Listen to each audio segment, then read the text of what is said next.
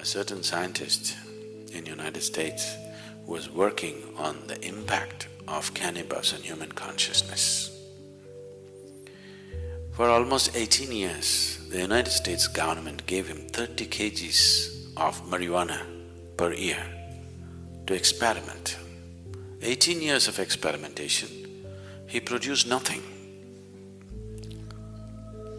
So during the late 80s, when the drug situation was getting bad and they cut this quota, 30 kgs of marijuana that they were giving him, there's nothing doing. We don't know where it's going with 30 kgs because you have done nothing. He tried to explain that he has done so many things but still it's not come to conclusion, but they said nothing doing and cut the marijuana quota. So he moved to Israel. The Israeli government looked at his work and they decided to give him. So they gave him the same 30 kgs of kilos of marijuana for another 6 to 8 years. Then he came up with this.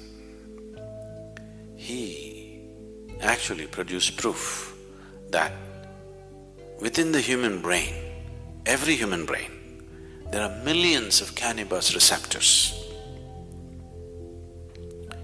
So this information, what to do with this, they do not know, they threw it across. They gave it to the anthropologists, they gave it to the physiologists, they gave it to the neurologists, they gave it to all kinds of people. There are millions of cannabis receptors in the human brain. What is the explanation? How? Why? So anthropologists said that maybe at some point in history, maybe everybody was doping,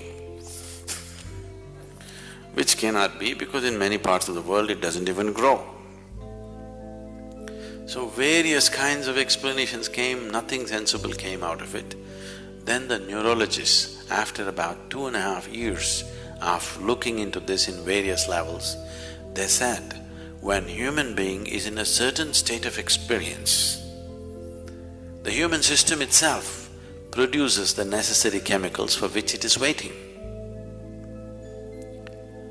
So, these millions of cannabis receptors are waiting for you to produce it. Those who could not produce it, they try to put it from outside and damage the system. Look at me, I'm always blissed out. Look into my eyes and see I'm stoned. Never been on a substance, but always stoned. Because the very system does this. So, in India, there's been enormous, in the yogic systems, there's enormous focus on the pineal gland, you know? You know the pineal gland? For a long time, the modern medicine almost ignored it.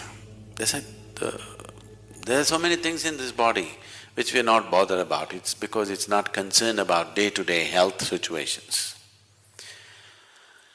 Today, the maximum that they have come to is, they are beginning to say the secretions of the pineal gland, if they're on, if they're active, there will be no mood swings in you.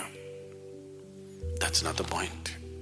There is a whole system of yoga to activate the pineal gland. If you activate this and if it generates sufficient amount of secretion, you will be ecstatic every moment of your life. Simply every cell in your body will be bursting all the time. Now when you're like this, if you eat, if you don't eat, if you sleep, if you don't sleep, nothing matters because you're blissed out. In this state, everything is effortless. Just doesn't matter. You can function at the best because you can effectively use your body and mind at its best. There's enough medical proof for this, only when you're in utmost pleasantness. Otherwise you cannot use your body, you cannot use your mind to its fullest. Both this body and this mind will… you can explore the full potential of what it is only when you are in a sustained level of pleasantness within you. Otherwise you're a damn issue by yourself. All the time you are an issue by yourself. It doesn't work. So, whatever the effort that human being is making, Whether he goes to the temple, goes to the bar, wants to go to heaven, this is a whole effort, isn't it? Isn't this a whole effort? He wants something larger than what is happening right now to happen to him. Isn't it so? Isn't that the reason why he is drinking, why he is praying, why he is drugging and why he thinks he wants to go to heaven? He wants something more to happen, isn't it? Look at this simply. Something more will happen only if your perception is enhanced, not otherwise. Is that so? So the whole system of yoga is only focused towards enhancing your perception. If your perception is enhanced, something more, you don't have to look for it. It is happening in such proportions, you have to learn to handle it. Big things will happen.